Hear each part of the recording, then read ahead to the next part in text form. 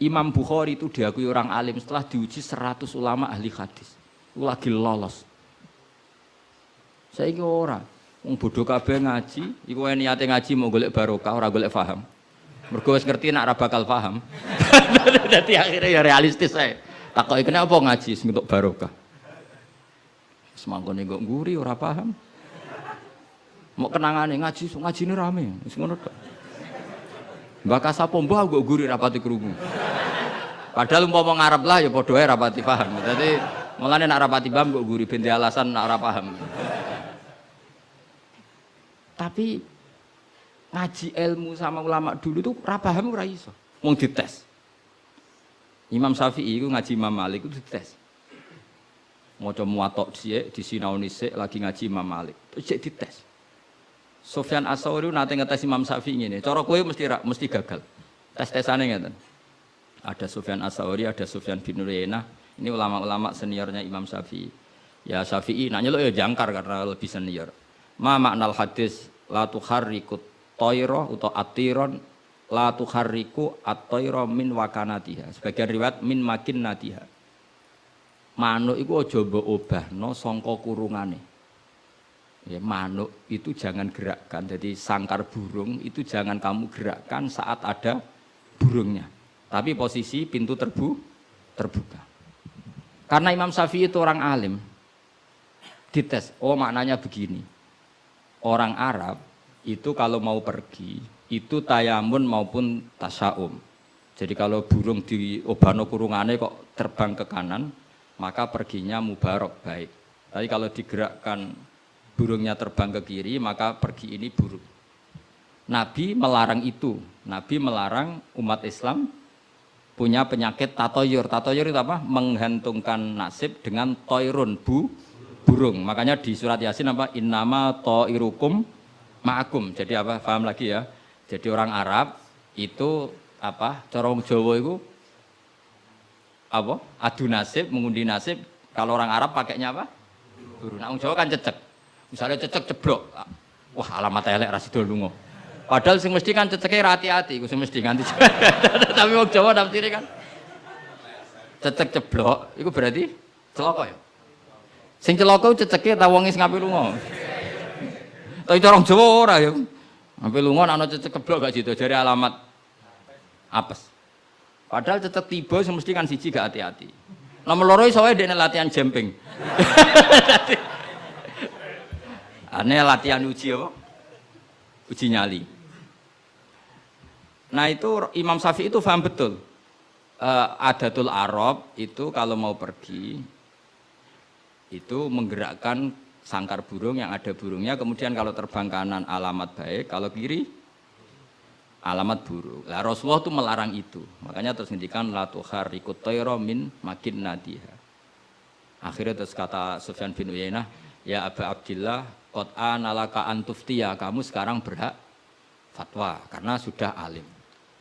Cara sing ditakoki kowe, aja geman ya manuk mbok obah-obahno. Kurang penggawean tas pundi.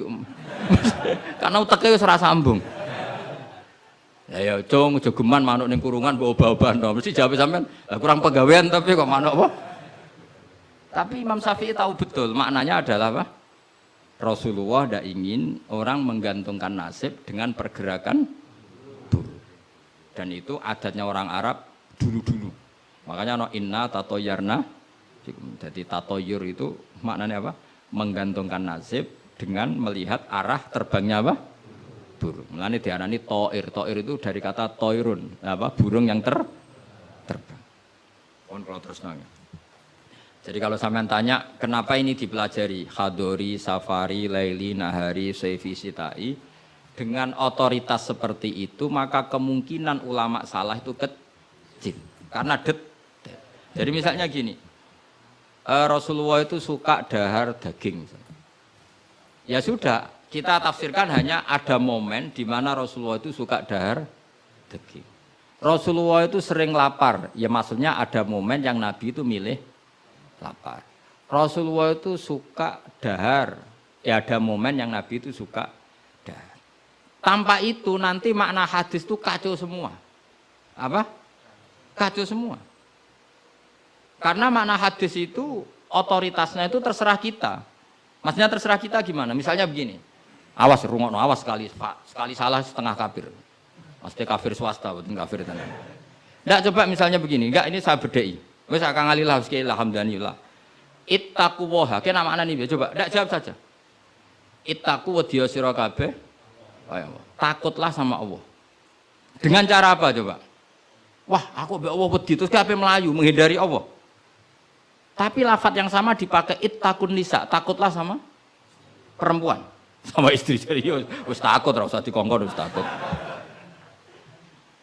Ada lagi misalnya nyuwun sewu ittaqul hayyah, kamu takutlah ular. Ittaqul faqra, takutlah sama kefikiran. Sama-sama kalimatnya takut, tapi tetap proporsional sesuai makna yang terkait. Ittaqullaha bitaat, takwalah Allah dengan melakukan taat. Justru takwa kepada Allah itu kita harus menuju Allah. Ya saya ulang lagi ya. Takwa kepada Allah itu justru harus menuju Allah. Sehingga monggo mriki, tafadhol mriki. Mboten niki sami. Ini saudara antum ini. Ya saya ulang lagi ya. Lafaz itu akan proporsional sesuai konteksnya. Dan ini para pendengar harus tahu. Misalnya saya ulang lagi ya. Ittaquwaha, takutlah kepada Allah. Apa artinya kita menghindari Allah? Kalau kamu takut ular, takut perempuan cantik, kena fitnahnya harus menghindar. Kalau takut Allah, kalau menghindar kan malah salah. Makanya di Quran ada ayat gimana? Wa dzannu alla malja'a minallahi illa ilaih. Ada 3 sahabat yang melakukan kesalahan, yaitu takhalluf anil jihad. Beliau terlambat mengikuti perang Tabuk. Singkat cerita dineng Kanjeng Nabi sampai 50 hari. Semua sahabat diperintahkan Nabi jangan omongi dia. Hujron dineng. Sehingga ketika dineng itu, mereka sudah selesai hidupnya. Ini disebut wa alas salasatil ladzina khulifu hatta idza daqat alaihimul ardu bima rahubat wa dhannu, sak terusnya itu sampai wa dhannu alla malja'a minallah illa illah. Ketika dineng Nabi, dineng sahabat, wah entek uripku. Bareng ngrasa entek uripe terus beliau iktikaf di masjid, bahkan menyancangkan diri, mengikatkan diri di tiang masjid, dan dia berjanji semua hartanya diamalkan, semua hidupnya diibadahkan. Dan dia mengira sudahlah saya tidak bisa lari dari Allah kecuali menuju Allah itu sendiri. Jadi unik kan, takut Allah itu artinya apa? Justru harus mendekat. Kamu takut kiai, semua kiai kita hormati. Kita hormat sama Mbak Arwani, Mbah Mun, hormat sama Mbah Hasyim Asy'ari. Tapi hormat kita, takut kita malah kalau ada kiai ngaji kita mendekat. Tapi kalau takut ular kubra, harus lari. Nah, sama-sama kalimatnya takut. Nah, bayangkan kalau makna di Quran seperti ini tidak oleh ahlinya, betapa salahnya. Sama-sama kalimatnya takut. Nah, tapi dengan banyak pengetahuan yang musalsal ila Rasulillah sallallahu alaihi wasallam, kita tahu proporsi ittaqun nisa kayak apa, ittaqullah kayak apa, ittaqul hayyah kayak apa. Cinta juga gitu, cinta kepada Allah kayak apa, cinta kepada Rasul kayak apa, cinta kepada perempuan kayak apa, cinta pada teman kayak apa. Semuanya redaksinya juga hub, mahabbah. Tapi orang akan proporsional. Makanya ulama itu kalau ngendikan lafaz yang sama itu ditafsiri beda-beda. Misalnya gini, yang paling terkenal. Nak kira atau krungu ya kebangetan. Innallaha wa malaikatahu yusholluna 'alan nabi. Wassalat minallah ar-rahmah wa minal malaikah istighfar wa minal adami tadarruun wa du'aun. Coba, Allah itu kan di atas Rasulullah Muhammad. Apapun hebatnya Kanjeng Nabi kan di bawah Allah. Berarti Allah di atas Kanjeng Nabi. Maka ketika ada ayat gini, innallaha saat temne Allah Ta'ala yusolli misalnya. Maca sholawat sapa Allah. Mosok macane sholawat Allah muni ngene, Allahumma sholli ala Muhammad. Lho Allah dhewe kok muni Allahumma terus piye kan gitu. Paham nggih? Tentu redaksine Allah ya usolli ala Muhammad. Saya menambahkan rahmat kepada, ya langsung jadi usolli ala Muhammad azidu alaihi rahmatan. Saya menambahkan dia tak kasih rahmat. Wa minal malaikati istighfarun, ketika seorang malaikat disebut membaca sholawat kepada Nabi, artinya malaikat memohon kepada Allah supaya menambahkan sholawat atau istighfar. Nah kita ini kan wong sombong. Kita semua ini nak wong sombong, nak dongakno Kanjeng Nabi, wong kowe dhewe nasib ora jelas kok dongakno wong sing jelas. Ya demen diguyu malaikat. Ya Allah. Tolong ya Rasulullah iku jenengan sakake ini nak ora bahaya kafir iku cok.